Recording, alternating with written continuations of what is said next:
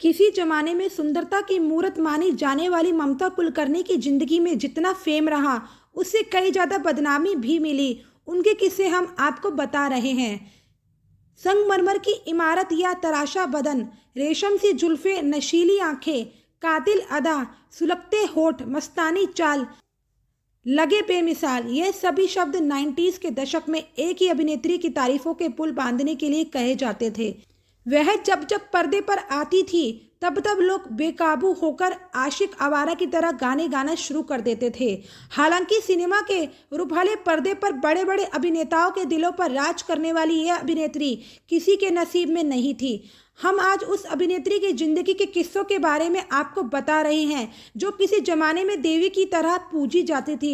हालांकि एक गलती ने उनकी पूरी फैन फॉलोइंग खत्म कर दी और जब वर्षों बाद वे सामने आई तो उन्हें साध्वी के रूप में देखकर सभी चौंक गए।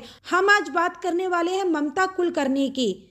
90 के दशक में अपने हुस्न के जाल में बड़े बड़े अभिनेताओं से लेकर फैंस को फंसाने वाली ममता कुलकर्णी को सिनेमा की दुनिया में लाने वाली उनकी मां थी। अखबार में एक विज्ञापन को देखकर ममता की मां जब उन्हें ऑडिशन के लिए लेकर गई, बस तभी से उन्हें मॉडलिंग के ऑफर मिलने लगे।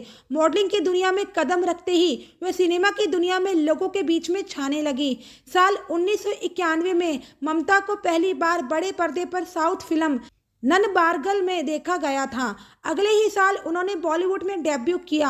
हालांकि हिंदी सिनेमा में उनकी शुरुआत ठंडी रही, लेकिन साउथ की दूसरी ही फिल्म प्रेम शिकारम में ममता को दक्षिण के लोगों के बीच रातों रात स्टार बना दिया।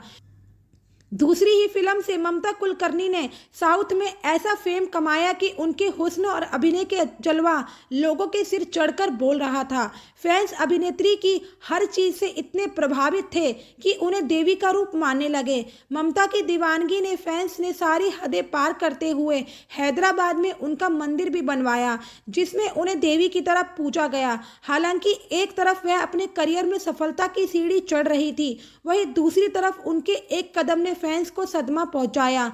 ममता के फैंस को उनका टॉपलेस फोटोशूट पसंद नहीं आया। विवाद बढ़ने पर अभिनेत्री ने सामने आकर सभी से माफी मांगी थी। हालांकि ममता कुलकर्णी को पता नहीं था कि कुछ ही समय बाद वह ऐसी गलती करने वाली है जो उनके करियर को तबाह कर देगी। यह उस समय की बात है जब राजकुमार संतोषी ने ममता कुलकर्णी को फिल्म चाइना गेट से बाहर का रास्ता दिखा दिया था। ऐसा होने के बाद ममता कुलकर्णी का अंडरवर्ल्ड कनेक्शन सामने आ गया, क्योंकि डॉन छोटा राजन ने राजकुमार संतोषी को धमकी भरे कई फोन किए। इन धमकियों की वजह से ममता को साइन किया गया, लेकिन फिल्म नहीं चली। इसके बाद अभिनेत्री ने राजकुमार संतोषी पर कई आरोप लगाए। इन सभी घटनाओं के बाद बी टाउन में ममता और छोटे राजन की अफेयर की खबरें आम थी, लेकिन कुछ दिन बाद पता लगा कि वह उसके साथ विक्की गोस्वामी के साथ दुबई और केन्या में है। ममता कुलकर्णी के करियर की आखिरी फिल्म कभी हम कभी तुम थी, जिसके बाद विक्की संग रफू चक्कर हो गई। इस फिल्म के बाद से फिल्मी पर्दे से दूर हुई ममता कुलकर्णी कहाँ थी, क्या कर रही थी, किसी को कुछ पता नहीं था। मानो जैसे वह कहीं गायब सी हो गई। एक दिन साल 2013 में ममता ऐसे रूप में सामने आई जिसने सभी के पैरों तले जमीन खिसका दी। दरअसल ममता कुलकर्णी की एक तस्वीर 2013 में खूब वायरल हुई जिसमें वह भगवा चोला पहने बिना मेकअप करे किसी साध्वी की तरह नजर आ रही थी। इस तस्वीर के बाद एक बार फिर ममता कुलकर्णी लाइमलाइट में आ गई। ममता कुलकर्णी अपने जमाने की बेहतरीन अभिनेत्रियों में से एक रही है। इंडस्ट्री में उन्होंने एक से कई सुपरहिट फिल्में दी। आज भी फैंस उन्हें राणा जी माफ करना गाने के लिए याद करते हैं। ममता ने इंडस्ट्री में अपनी दमदार अदाकारी के दम पर करोड़ों फैंस का दिल जीता। फिल्मों में अभिनय कर जितनी उन्होंने सुर्खियां बटोरी है, उतनी ही असल जिंदगी में वे विवादों में घिरी रही। एक समय ऐसा आया जब उन्हें इन विवादों के कारण फिल्में मिलनी बंद हो गई और वह इंडस्ट्री से दूर हो गई। फिर वह सात्विक जीवन जीने लगी। ममता कुलकर्णी का जन्म 20 अप्रैल 1972 को मुंबई में हुआ था। ममता ने साल 1992 में आई फिल्म तिरंगा से हिंदी सिनेमा में कदम रखा था।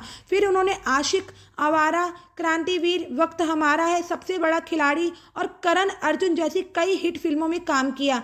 लगातार एक के बाद एक कई हिट फिल्में देकर ममता जहां सफलता की सीढ़ियां चढ़ने लगी थी, लेकिन एक समय उनका करियर डगमगाने लगा और वह विवाद की शिकार हुई।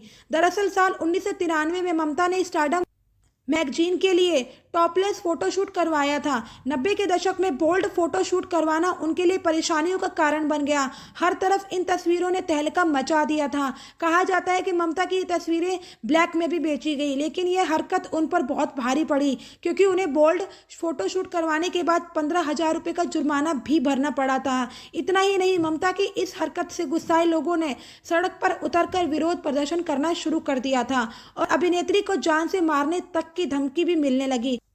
केवल टॉपलेस फोटोशूट को लेकर ही नहीं, बल्कि अंडरवर्ल्ड के डॉन के साथ अपने रिश्तों को लेकर भी ममता काफी सुर्खियों में रही।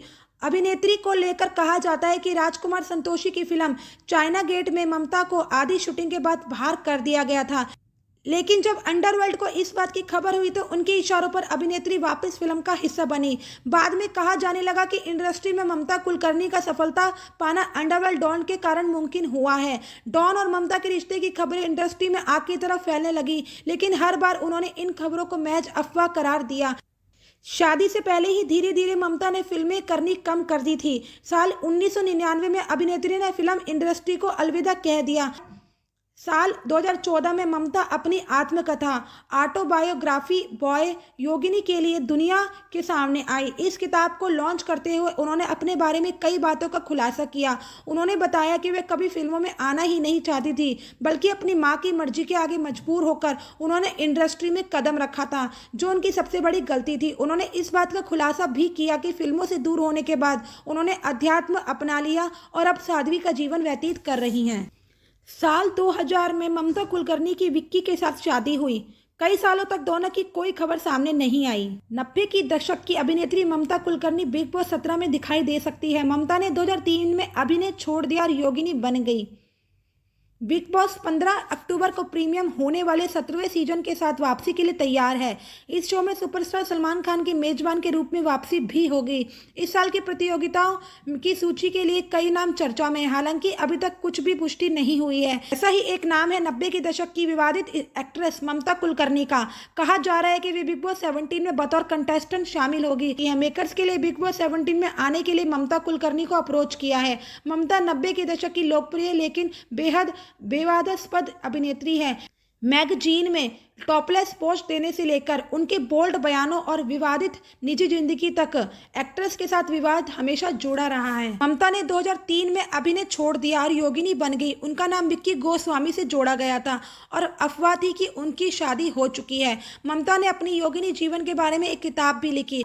ममता के खिलाफ कुछ कानूनी मामले भी हैं। अगर ये बाधाएं दूर हो गई तो बिग बॉस सीजन 17 से वापसी करेंगी। ममता कुलकर्णी ने सलमान खान के साथ अपने करियर की सबसे बड़ी हिट फिल्म करण अर्जुन दी थी। अगर वह रियलिटी शो में आती है तो यह उनके लिए सलमान खान के साथ एक पुनर्मिलन होगा। ममता मुंबई की रहने वाली हैं। उन्होंने 1992 में तिरंगा से डेब्यू किया। उन्होंने सैफ अली खान के साथ आशिक आवारा में भी काम किया। ममता ने गोविंदा, अक्षय कुमार, आमिर खान, मिथुन चक्रवर्ती, अनिल कपूर, संजय दत्त से लेकर बड़े अभिनेताओं के साथ काम किया है। उनकी आखिरी हिट फिल्म 2001 में छुपा रुस्तम थी।